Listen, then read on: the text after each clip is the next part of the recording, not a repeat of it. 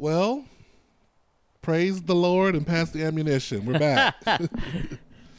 Where is that from? Do you know where that's from? It's like people said that in some kind of war or something. I've never heard that, you but I like it. Yeah, I think it's like Full Metal Jacket or one of those old war movies. And it was like, I forget the context of it, but it has stuck with me. Praise the Lord and pass the ammunition. It sounds like something from the Confederate South. Well, it does. It does, but we're not going to embrace that. Hopefully it's from Full Metal Jacket. So somebody who is ready to start some ish. Yeah, right. So we just finished having dinner. It was great too. We went to the illustrious Chili's. Chiles. Yeah, Le Chiles. Le Chile. In Spanish, would it be la or el? La. La. No, or I forgot about the feminizing and say. No, it would be El. You're right, El Chile. El Chile. I'm really need to get back into my Rosetta Stone because I really would love to be fluent in Spanish. I really would. That'd be great.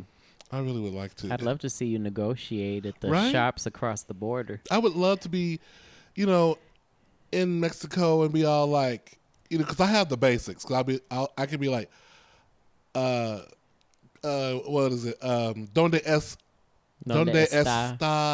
está el baño? Of course. Critical, critical, right? Where's the bathroom? I know. Now you can say after that, es una emergencia.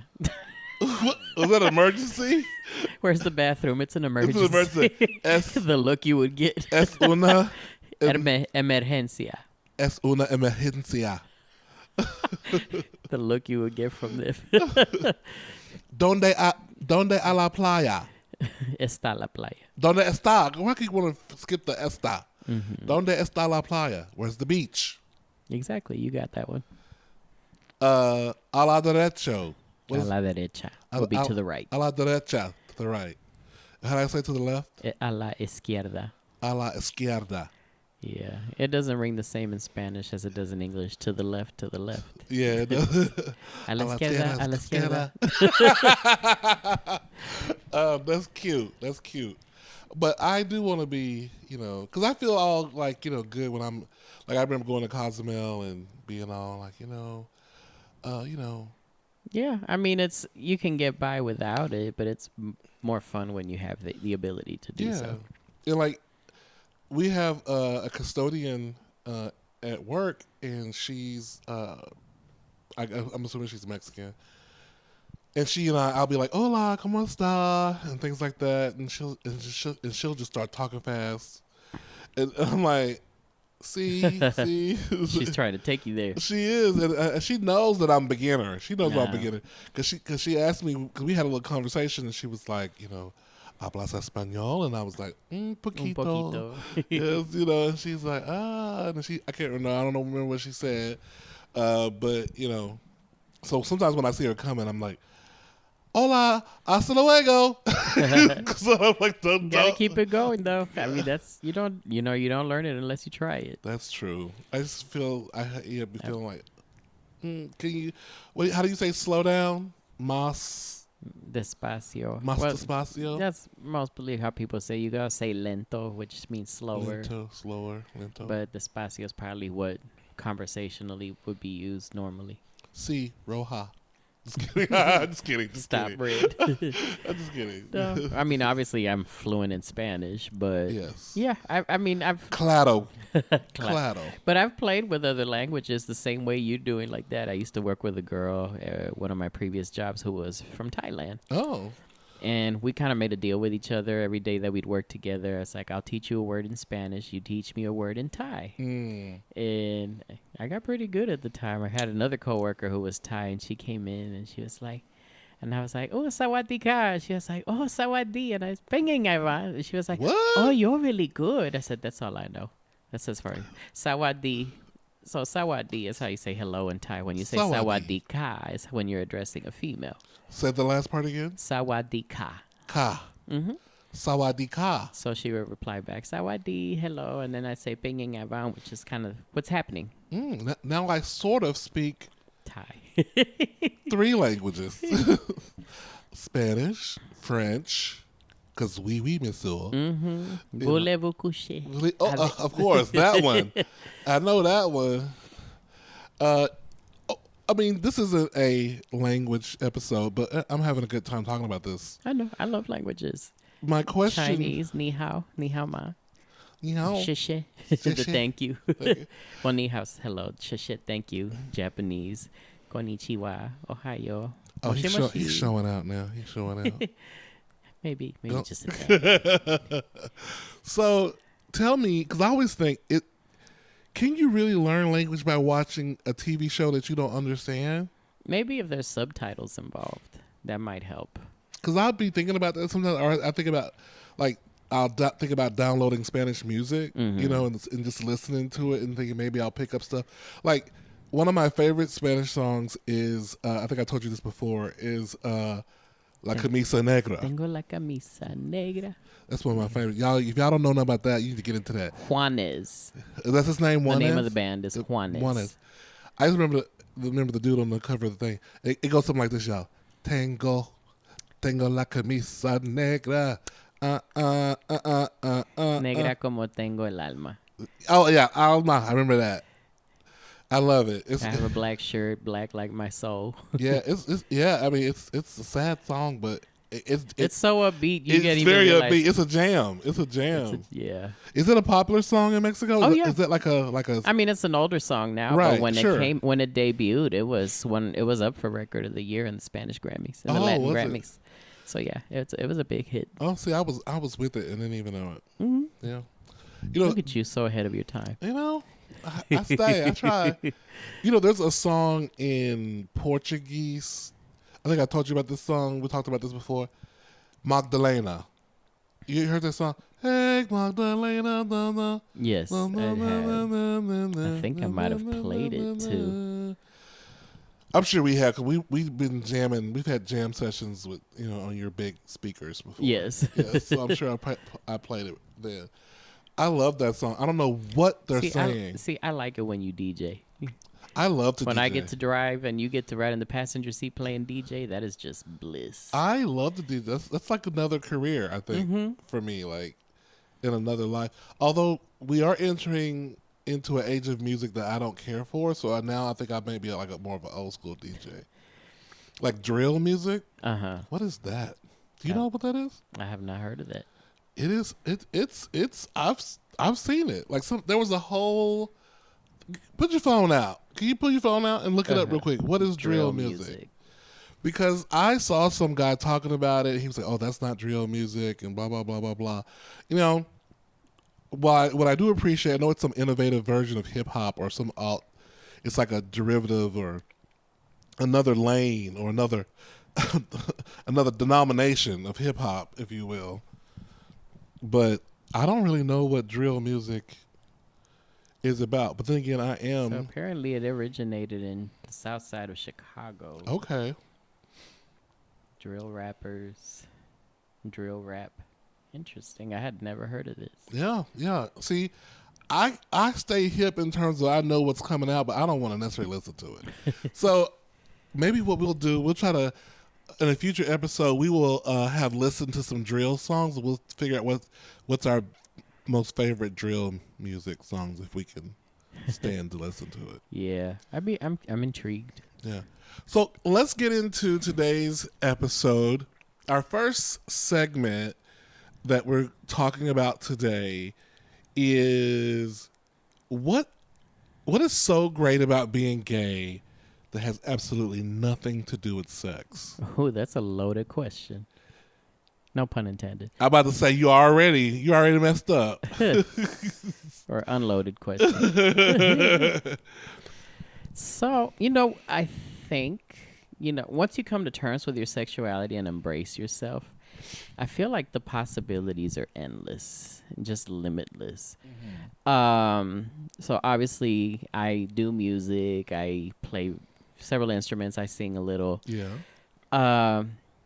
I think I mentioned in previous episodes about my upbringing, about, me being bullied for having feminine characteristics or even androgynous ones.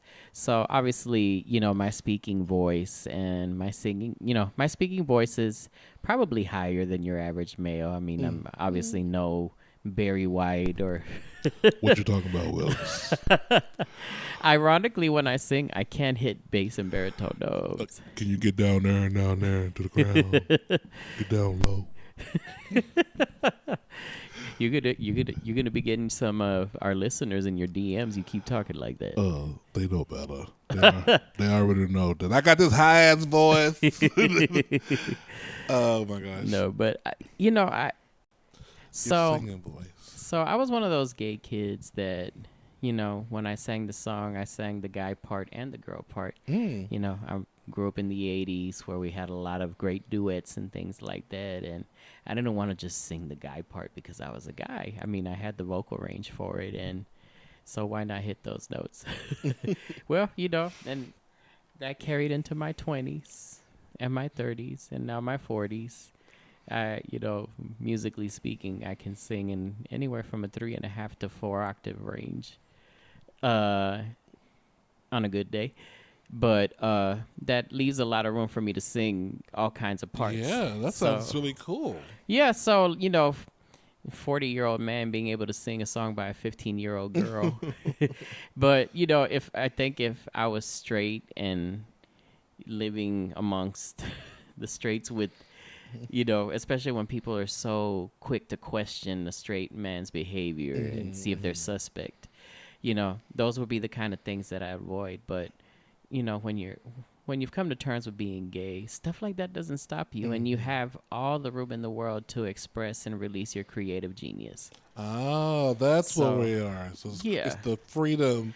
Yeah, to it's be like creative. Absolutely, I can sing. I'll sing a song normally sung by a female with all the female pronouns and not care, because I don't care if people see me as female or whatever. I mean, I identify as male, but okay, so I sang a song by a female with the female pronouns. You already know I'm gay. I just don't care. I just like the song. So yeah, that's where I feel like it's we are afforded a level of limitlessness because we're no longer concerned about what other people think. That's a good one. I think what comes to mind to me, I feel like gay people have to develop quite a bit of. I almost said intelligence, but I don't. It's not about intelligence. Wit. Mm-hmm. I think, on the whole, gay people compared to straight people, gay people are quite witty. Oh, most definitely. And of course, that is usually a result of being bullied, or having to be on the defensive all the time with people. We learn this defense mechanism that we like to call shade. But ultimately, it's the ability to improvise at the drop of a hat, right? To anticipate and parry and what are those fencing terms? Parry and attack or whatever. Thrust. But we're trying not to talk about sex, so we'll leave thrust out. Yeah. If you insist. But were you wanted to say something? Oh, no.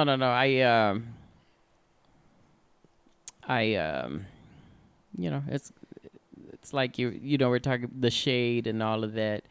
I think, in order to not have to physically fight everybody, you just develop this very sharp method of speaking to people about themselves in a condescending manner, but intelligently. So when they hear it, they know that you're letting them have it, but at the same time, it's done in such an eloquent way that you're just like, it leaves you dumbfounded.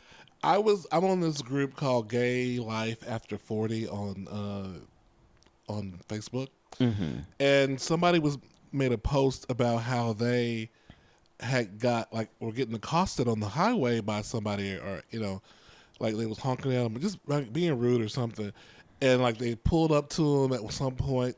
to this gay guy, and said the F word to them, called him a cocksucker, and the guy said, he said, I usually would just drive away and just ignore it. He said, but I was in such a pissed off mood that day. He said, I rolled my window down and said, yeah, I like to suck dick, but he said, I wouldn't suck your dick with your friend's mouth. Who was in the car with him. And he said his buddy just started dying laughing, that he was so funny that the man just drove off in anger and embarrassment. And that's the beauty of it. It's like you're basically making a fool out of this person.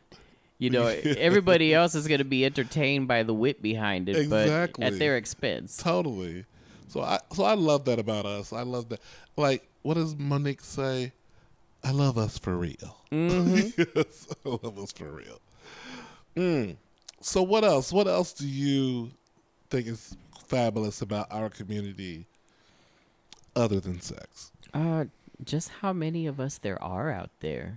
I think at some point or another, as we're on our road of self-discovery, if we don't already have somebody older or somebody in the midst of us that's leading the trail, it can feel really lonely. Yeah. We'll feel like we're isolated. Nobody understands us.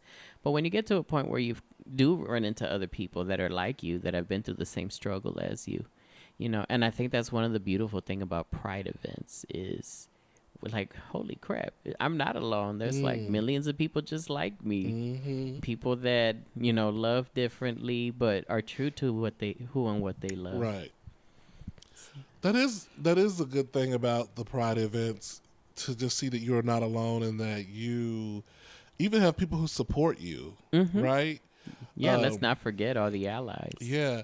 And I think that kind of leads me to my other thing about what's so great about our community and being gay is the diversity within it. Even though, let's face it, diversity is not always prized in the community, especially, I say, mainstream, even though I want to get away from even what is it mainstream because it's white. That's a whole other conversation. But it's the diversity for me in terms of our bodies, the kinks, the fetishes, sorry, I'm going to sex, the different walks of life. There's just so many different, we're represented. And I mean, of course, you can always find different levels of femininity to different levels of masculinity. It's just... And everything in between. And, I can hear someone saying, oh, well, Cleo, that's just humans. But that's the point. Yeah. It's like if you're trying to put us in our own corner, like we're different. We're really not. Yeah, exactly. Now, one of the things I do want to add to what you were saying, when it comes to prides, obviously you have some longer running prides than others that historically have had a majority in certain demographics.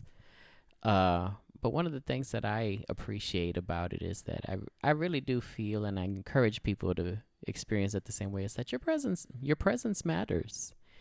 There are some prides that you go to and there might not be a lot of people that look like you and me there.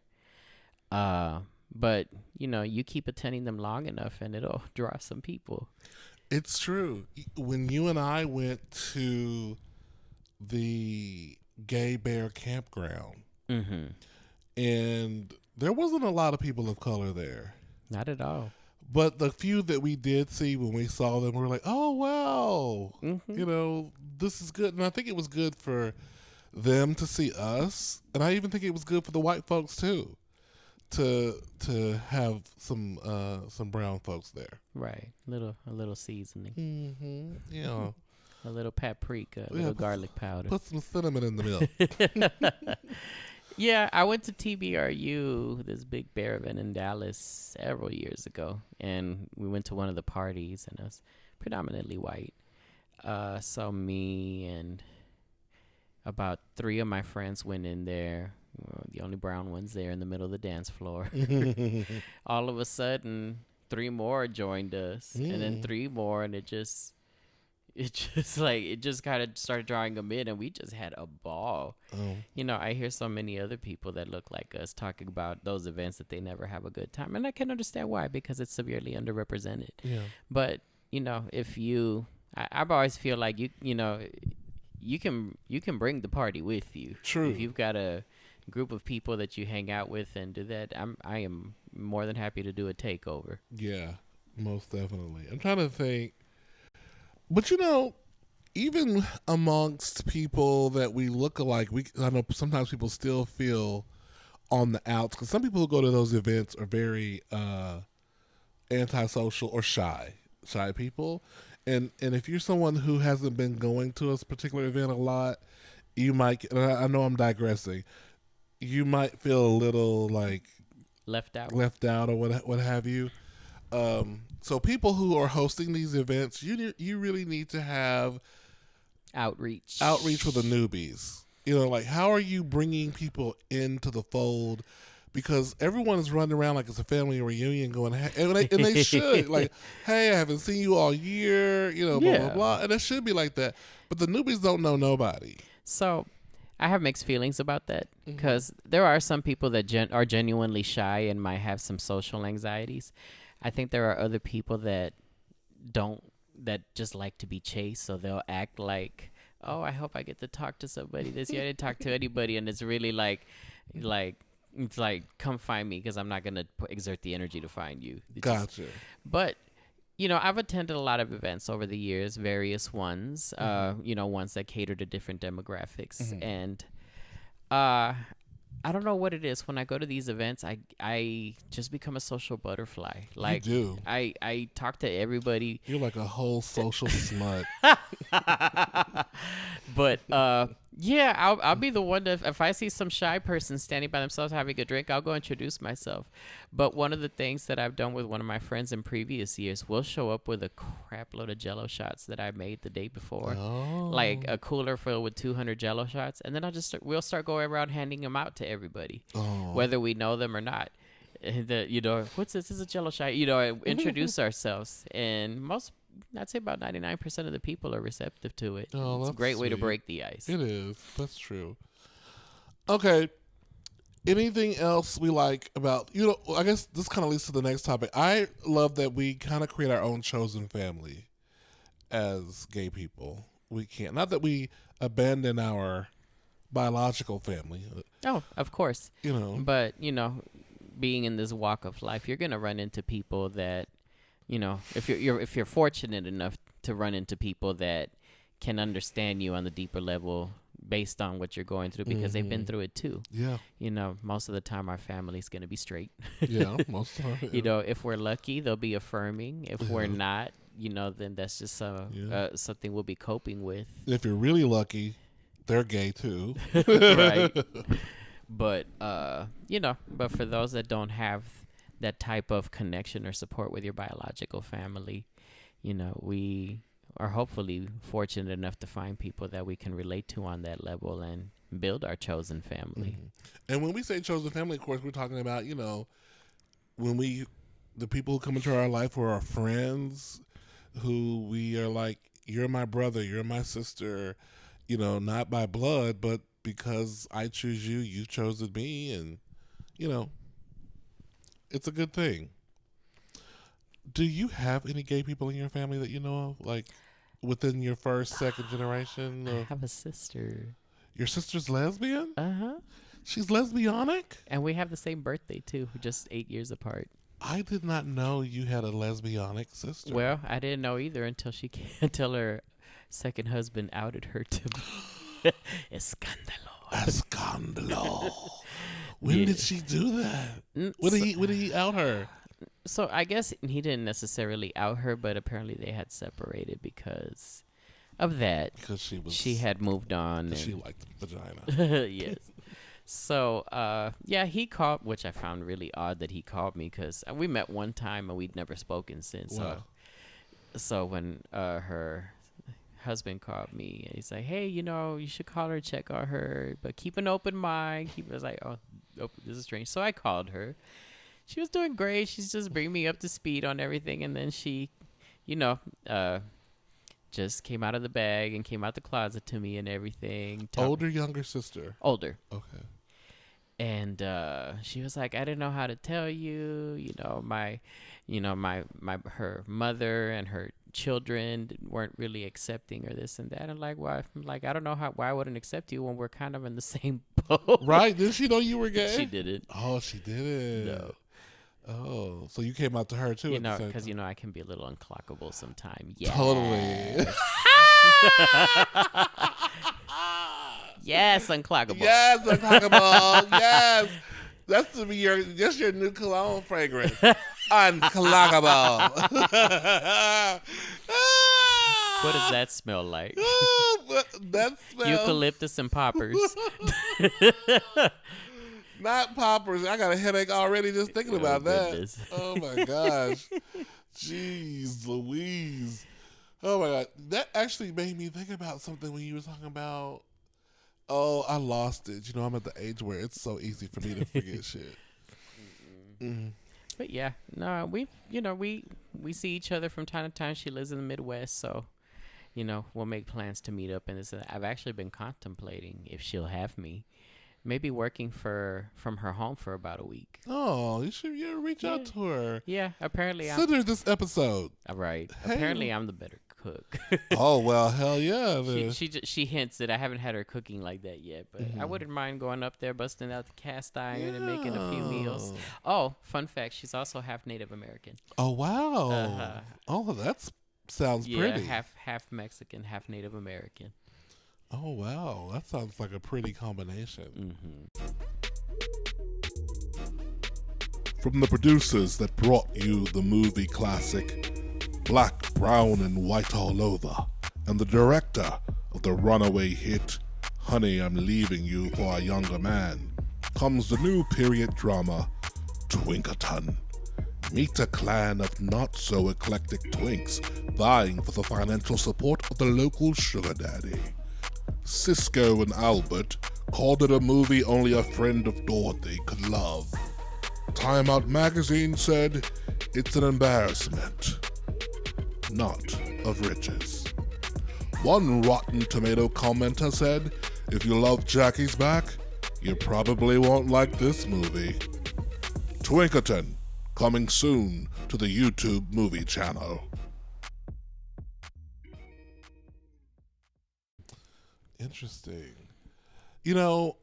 I have had the luxury or been fortunate enough to have had several incarnations of chosen families throughout my life. Growing up from when I was in college. Incarnations. Over here, gay Hinduism. I'm a fan of Mariah Carey too. And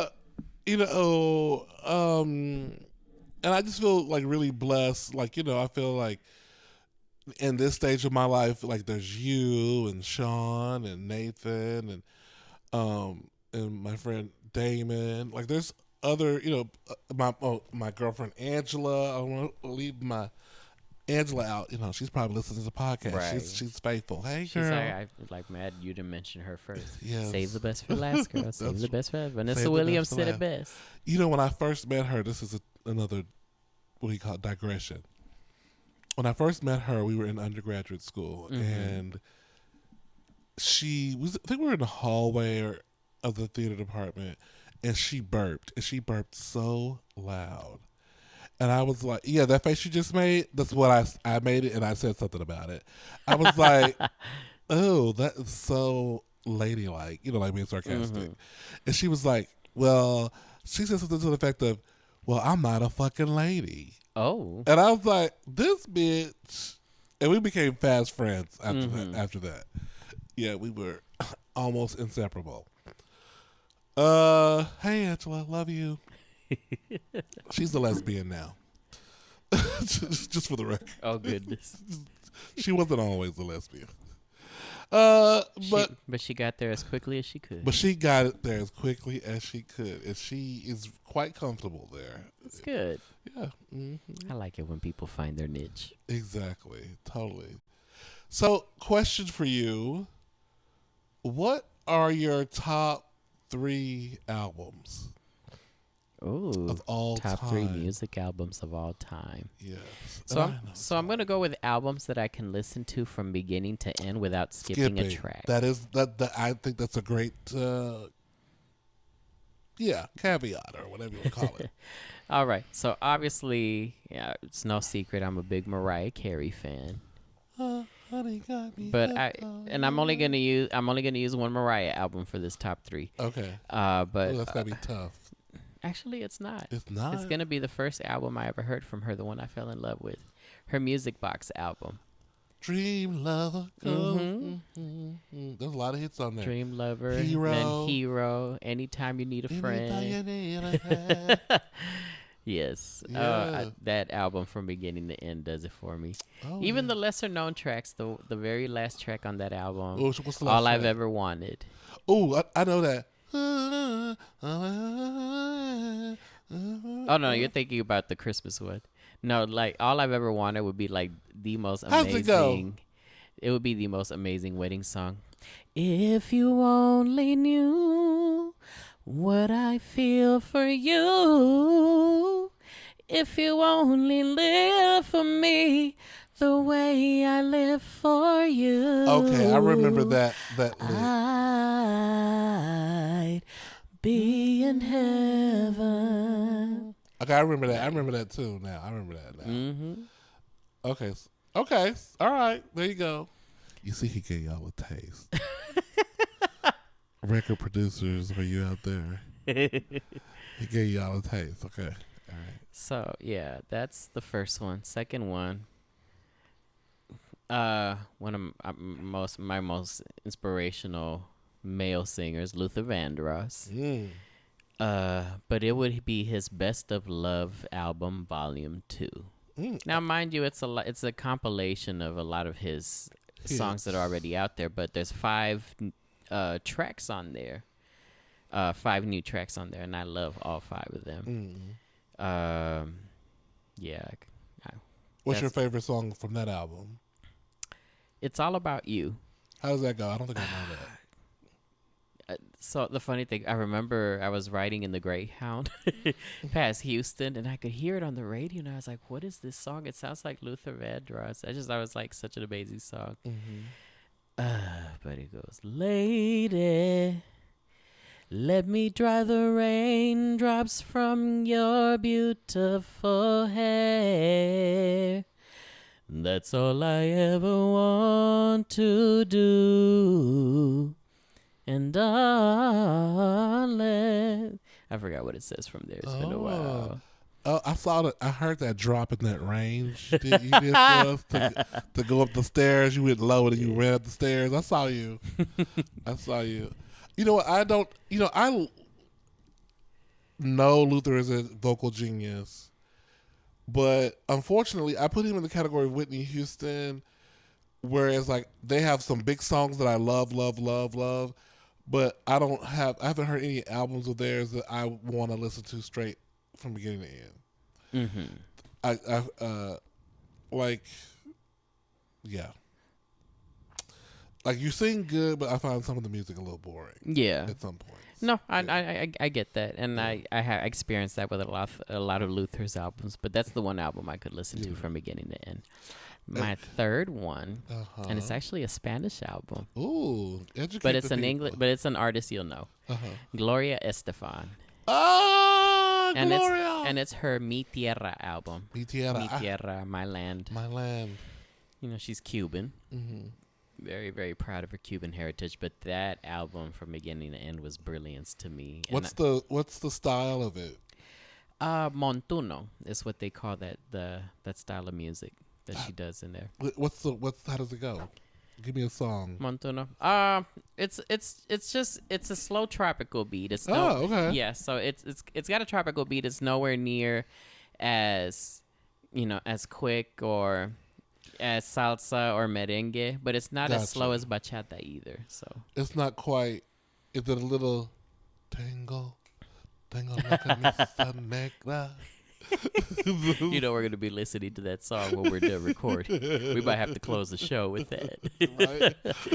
But yeah, the very first track on that album is the song I fell in love with. Like, I wanted to sing that at my wedding, even if my future spouse didn't speak Spanish. That's going to be the song I was going to sing to them. Con los años que me quedan, with the years that I have left. Say that again. Con los años. Say años. Años. Yeah, because años is years. Anos is anus. Años. Put that yos on there. But yes, con los años que me quedan. Con los años que me quedan. And what does that mean? With the years that I have left. Sounds beautiful. Shout out to Gloria Estefan. Yes, indeed. So my top 3 it's difficult because Janet Jackson is my all-time favorite of everything. And I probably could fill my top 3 with Janet Jackson. What if I told you that we have Janet in the studio today? Bitch. Bitch. Y'all about to hear a whole podcast of crying. You just didn't hear her in the back because she's whispering, but she might be here. If she stepped out here, I would be first. You would hear somebody screaming like a whole bitch. Then once I calm down, it would go into sobs. And then it would hear her like, I love you, I love you, I love you so much, I love you so much, I love you so much. Please don't be scared. Fangirling. Please don't be scared of me. I just love you so much. And then it would go from that to, can you be my best friend? Like, can we be best friends, please? Like, can we hang out? Can I just sit in the rehearsal room while you're dancing and just say, we might have to make that happen. Next quips. Concert, whatever she has another concert, fingers crossed, we might have to get them backstage passes. I don't know. You know, I feel like Janet Jackson she be preferring the young people. You know what I'm saying? Like, once I got all this gray in my beard now, I think it's over for me. We could still brush a little Beijing off. She might call you up and put you in that apparatus while she does. Would you mind? Not my luck. One time I was in the concert and she called the guy who was one person over, so it was like me, the guy's person he was with, and the guy who got called over. I was mad at her for like 3 minutes. I was really upset. I hate you. I love you. I was really mad. But if I have to say an album I could listen to from beginning to end, it's really, oh my God, there's several of them. Like, there's actually several of her albums I could listen to from beginning to end. So it's more so, okay, I'm trying to take out other people's influences and what people say. Because I could do that with Rhythm Nation. I could do that with the Janet album. I could do it with the Velvet Rope album.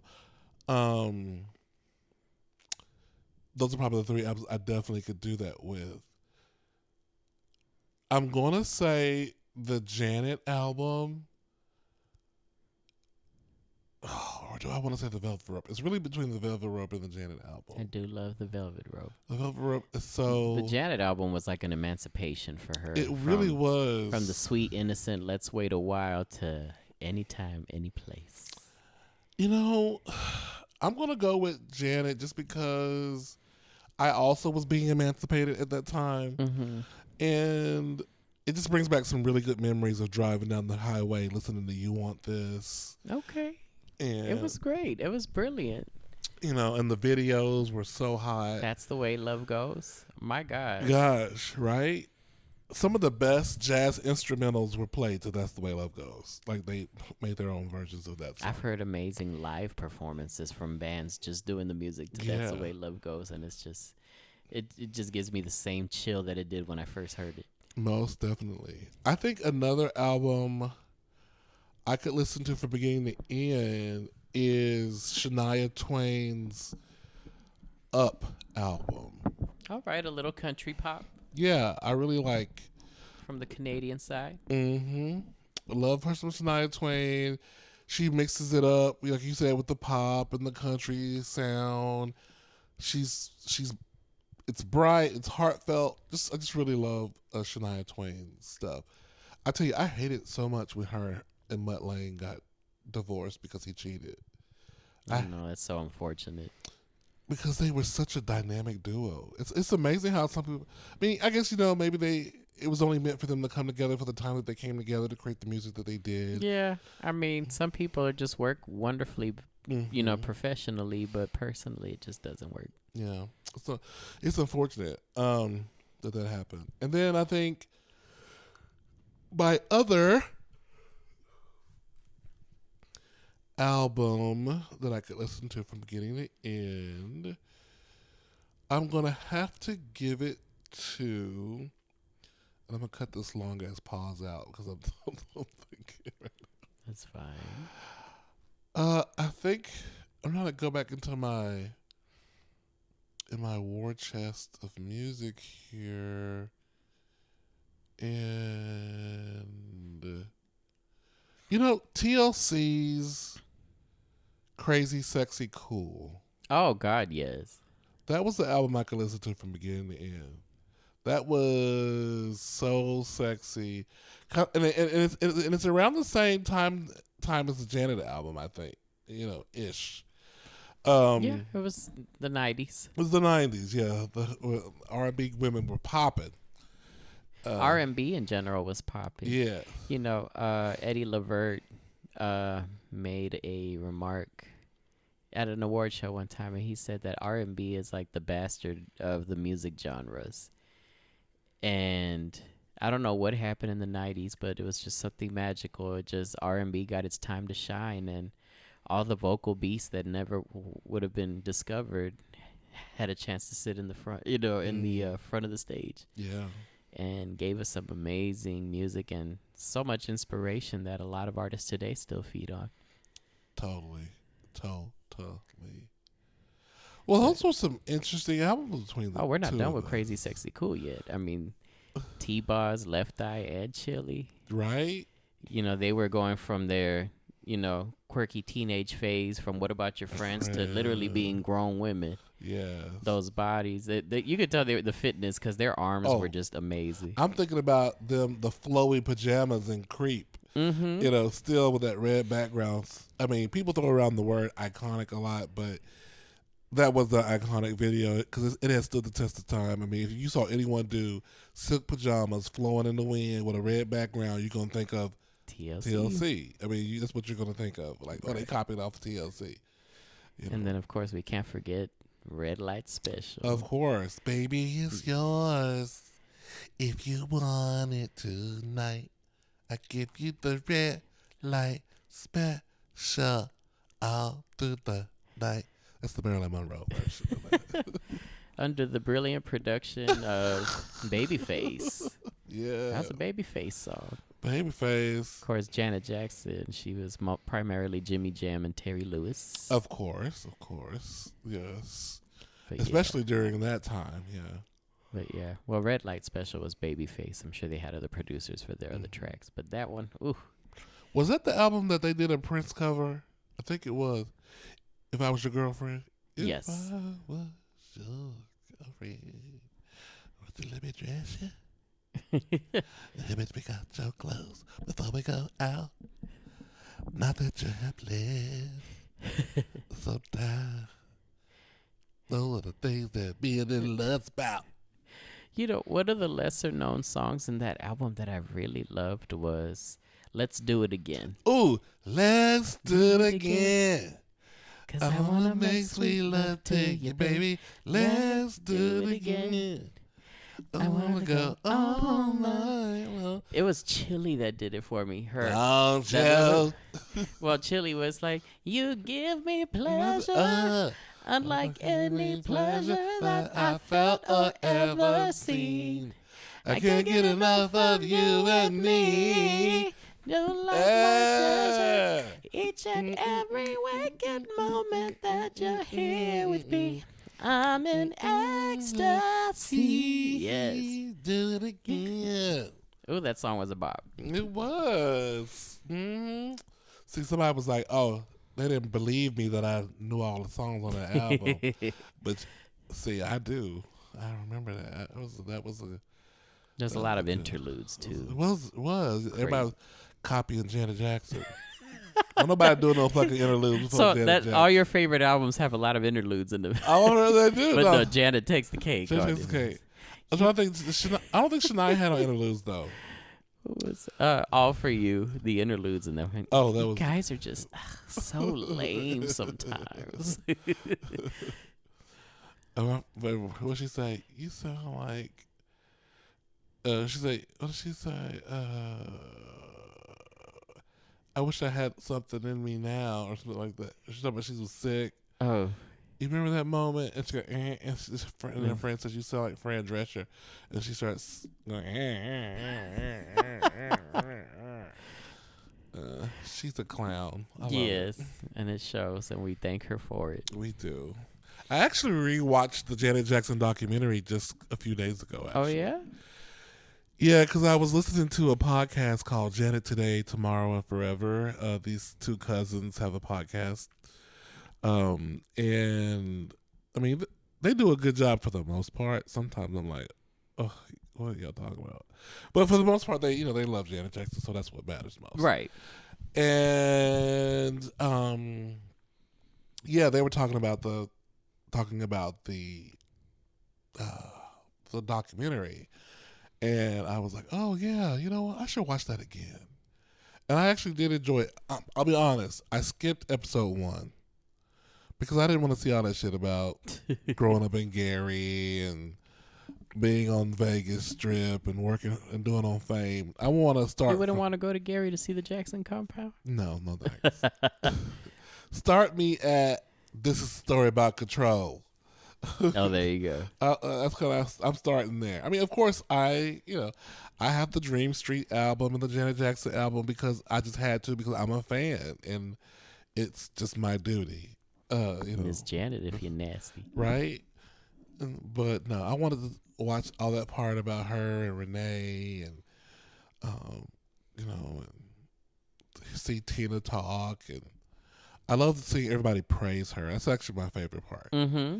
Because I feel like, so many times people have tried to diminish her light, and I just love that she's survived all that bullshit. Yeah. She made a name for herself. I remember her talking about dropping the Jackson and just going by Janet because she didn't want to ride Michael's coattails. She didn't want there goes Janet Jackson's sister following her brother's footsteps. She kind of made her own path. I mean, we always knew that was Michael's sister, but she went with her own creative direction, and it worked. She's become an icon of her own in her own right. Yeah, she has. It's something though to see your. When you see people you grew up with who were so young, and now we see them aging. But what it reminds me of is that we're aging. We. Oh, excuse me, Mariah Jr. your time is irrelevant to me. Well, I be seeing age on some people's faces, and I'd be like, oh, I see age on their faces. I'm like, oh yeah, I see. Remember, I got carded today at Chili's. No comment. When I was going to order a drink, I was going to bring my card out too, and I know nobody think this gray beard is under 21. We can fix it for you. I don't want to fix it. I put a little something on there. I have you looking like you fresh out the locker room from varsity football I practice thought in college, about not as the coach. I thought about dying it, but I'm just like, no, I need to. You're embracing daddy. Embrace it. Whatever it is, I just want to embrace it. Okay. And, I think about dyeing it every so often, but I haven't given in to doing that. So, Soulful, what is a final thought you want to leave the people with tonight? I think I'm caught on something. Shit. Let's see. Let's sum up a little bit. We talked about our favorite albums.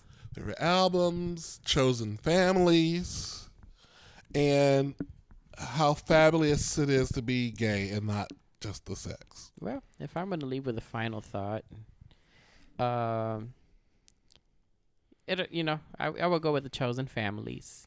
We've obviously, if you've been fortunate enough to have friends that you're able to call close enough to family is just, you know, take advantage of the time you have with them. You know, reach out to them. Make every day count. You know, I know we all get busy sometimes. We have, you know, some things that we're trying to knock out and move forward. But, you know, still remember to put them in the forefront and make them a priority. Oh, that's so sweet. You know how I do. Yes, that is so. Come on, do you say sweet? In Spanish? Mm-hmm. Well, directly dulce, but that just means Dulce. like sweet. Like sugar sweet. Oh. Está dulce. Es dulce. Tú eres dulce. They are sweet. No, I mean, yeah, you make time for the people that are important to you. I could just as easily be doing this telecast with you, but it's more fun doing it in person with you. Yes, it is, isn't it? It's worth the drive. Yes. And the snacks I pick up on the way. Oh, yeah. And nothing like road snacks. Especially if there's a Buc-ee's on the way. Oh, indeed. Is there a Buc-ee's on the way? No. I was like, have I been missing Buc-ee's on my way to Houston? They need to build one. They really should. It would pack out. They really would. Buc-ee's, if you want to be our sponsors, okay, we will. We'd like to petition for y'all to put one somewhere along the way on 59. Yes, we got some access to some talented cast of characters that could, do some good Buc-ee's commercials for you. Oh, yes. So I think I just want to leave with saying, Janet Jackson, if you ever listen to this, DM me. Actually, don't. Janet, reach out to me. I will pick you up from the airport. I will bring you to his house. He doesn't even have to know. So when and then you just knock on his door like you're a Jehovah's Witness, and let him answer and see what happens. No, I don't need no heart attacks. I don't need no heart attacks. Oh gosh! Thank you all for listening to our thank you all. We appreciate you taking the time, your attention, your support. Yes, thank you. And for those of you asking, how can you send us money? Just write a check. Oh. I'm going to put Cream's QR code on the website. But, no, thank you very much. We really appreciate you guys taking the time to listen. Yeah. Take care now. Bye-bye then. Bye.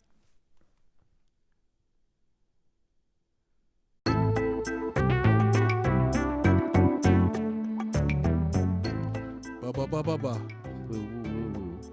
You have been listening to the Soulful Cream podcast.